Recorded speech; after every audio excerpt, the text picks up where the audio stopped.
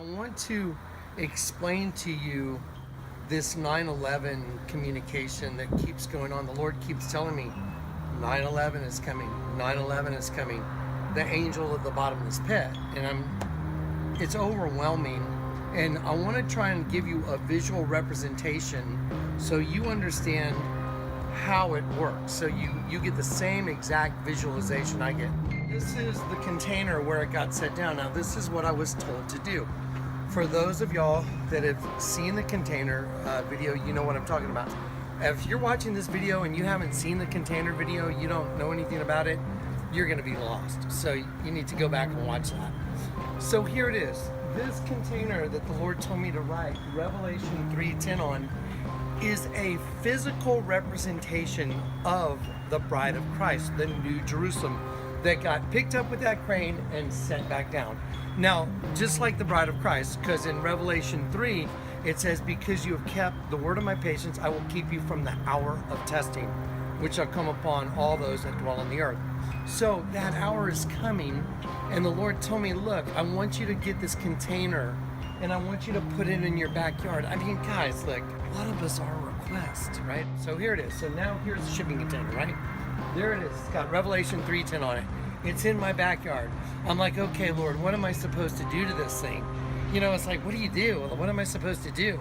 So, you know, I was thinking, well, I guess I'm going to make it at least go with this property, you know, cut a hole in the side over there and put a sliding glass door in facing that patio or something. That's what I'm thinking. And then I hear the Lord tell me, no. I want you to put a garage door on the inside of this. Why would it matter what kind of door I put in? I mean, why can't I just cut a big hole over there and put in a big sliding glass door? I mean, I know how to do all that stuff. I build stuff. So I've been in contracting for years, you know, and I do my own work. And so I'm thinking, what's up with the garage door? And he tells me I want a glass garage door. And I'm just like, that's so random. So then after prayer and him confirming it, I'm like, okay, Lord, you know what? I'll do whatever you tell me. You know, when he tells me to do something and I know he's told me, I just do it. So I call this guy to come out from this company, and he comes out and he shows up, and I tell him, this is what I'm trying to do. And he goes, oh yeah, okay, no problem. Well, you know, we can do a 7-foot 6-inch wide door. The container's 8 feet wide. And so he says, here's what I would like for you to do. So he's telling me what he would like to see on the inside in order for him to install this door. And I'm like, okay. Because, you know, I'm building the deck right here. We've got our baptismal pool I found on Craigslist. You know, I'm building this deck around it. Those grates out of there I pulled out of a dumpster. I got 4 of those out of a dumpster. I'm just doing whatever I can to make it look right and to, you know, just do whatever I feel that he's telling me and directing me to do. So Chad comes over and he says, look, here's what I want you to do. He drew right here on the wall. Here's his drawing. That's his drawing. He says, look, I want you to right here put a 4x4, see, going up, and another one going up. And see, he wrote right up there, it's 7 feet 9 inches. I want that to go all the way across to over there. So it's 7 foot 9 inches, it's got to be cut, and then it goes all the way across like a header. For those of y'all that do construction, you know what a header is.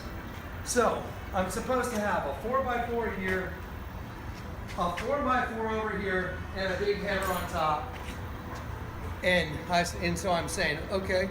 And he drew on the wall right here. So he comes back here, and he draws on the wall, look, 4x4. So there's a 4x4, a 4x4, a 4x4. He wants the same thing right here. And then he wants another one right here. Okay, so we have the same structure. Let's call them archways. You know what? Let's think about what's on the front of this house for just a second. Remember I told you this house has the name Jesus Christ written on the house. It has 3 het symbols out front of this house.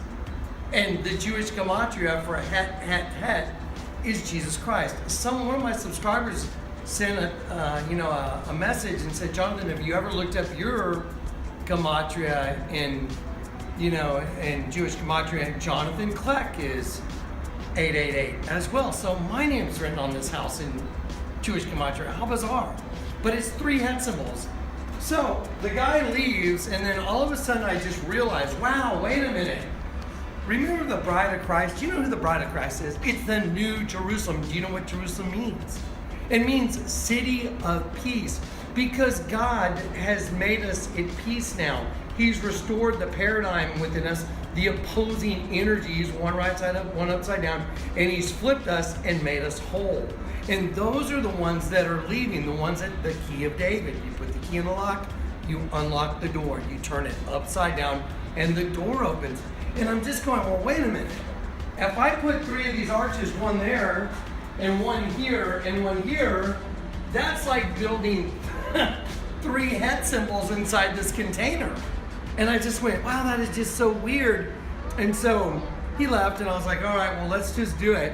I'll put your 4x4s where you want them. Just, you get the door in the millworks. Let's get it done. I want to finish this project, folks, because I want to go home. I want to leave here. And so anyway, the very next day, I call my friend Kat, and I said, Kat, would you pray with me? I need to pray about a couple things, and sometimes I like to pray with another person, because where 2 or more gathered in your name, there I am in the midst of you. So I called Kat up, and we're praying, and I said, Lord, Kat's in North Carolina. We're on the phone together. I can feel your presence. I would like to cast a lot and ask you, are you gonna do, are you gonna, take care of this thing that you told me, you gave me your word you would. And so Kat opened a book in North Carolina. It said to give one's word, guarantee. And I was like, wow, that's crazy. Like praying with someone in another state, saying, Lord, we're just going to randomly open a book, and can you show me that whatever it is that you're behind this? And it shows guarantee, every word I could imagine that would give me the confidence to move forward with what I'm doing. And so I was like, okay, great. So I hang up with Kat on the phone. I put the phone down, and I'm doing something. My phone rings, and I go to answer my phone, and it's the guy Chad that had come over. And I said, yeah, what's up? And he said, well, listen, I told you where to put that second set of arches, this one and this one, the 2 back arches. And he said, but you know what? I was laying in my bed thinking, and I thought, wait a minute, because of the size door that's going in there, you really need to put one at 9 foot and one at 11. And I went, what? And he goes, you need to put one at 9 and 11, 9-11. And I was like, are you kidding me? I'm standing in a container that represents the church that gets saved, that gets kept from Revelation 9 when the locusts come out of the pit. I'm the guy that showed you the locust. You turn the slave guy upside down from the Vatican, he turns into a locust. It's absolutely astounding. Nut, the goddess Nut, N-U-T, same as the poster from the movie Alien Covenant. So anyway, I'm sitting here trying to process that this guy just called me back and said, no, Mr. Kleck, instead of at 8 feet and at 10 feet, I want you to move it back to 9 and 11. And I was like, okay, well, let me get this straight. So I said, you know what, I'm gonna call you right back. And I hung up the phone, and I got a pad, and I got my other cell phone, and I turned on record. Yes, sir. Okay, Chad. So 1 at 9, 1 at 11, right? Correct. Okay, and that's from you said 9 and 11, right? Right. Because I wanted to document that, how just wild and how bizarre this is in the way this happens. So now I'm thinking, look, he wants me to build 3 head symbols inside the container. Think about that. There's 3 head symbols on the front of the house. It represents Jesus Christ. Only those that have Christ in you are leaving. And I'm like, this is just mind-boggling. So I'm sitting here just going like, this is so crazy bizarre, because the day the crane guy showed up, remember Jose, the Hispanic guy that was going up on top of the thing and all the wasps came out? I went up and killed the wasp, and then he said, did you get them all? And I said, yeah. And he goes, yeah, because we were on a job in New Braunfels and we broke this tree and the sky turned black. I was like, what did you say? And I was just doing the video on 9/11 and Bug Mania over this house. So, I mean, if this isn't just beyond circumstantial, I don't know what is. So anyway, I call Kat back right after Chad calls me and tells me, move it to 9 and 11. And I call Kat and I go, Kat, tell me how bizarre this is. And Kat goes, what did you say? And I said, Chad told me to move it to 9 and 11, like 9/11. And I was like, how random is that? And Kat goes, oh my God, when we were praying on the phone, Jonathan, I wrote off to the side when she opened up that Castellat. She said, I wrote off to the side on that thesaurus, talk to Jonathan at 9/11. Why would somebody write down the hour and would say, I was like, why did you even write that? She goes, I have no idea. I just wrote it down. So the point is, guys, this container is a representation of the New Jerusalem, the bride of Christ. Remember when I went and saw the vultures yesterday? So now, you know, the confirmations of Revelation 19, the whore is about to be judged.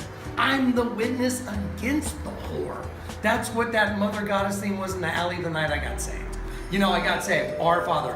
Then Michael says, you say a Hail Mary.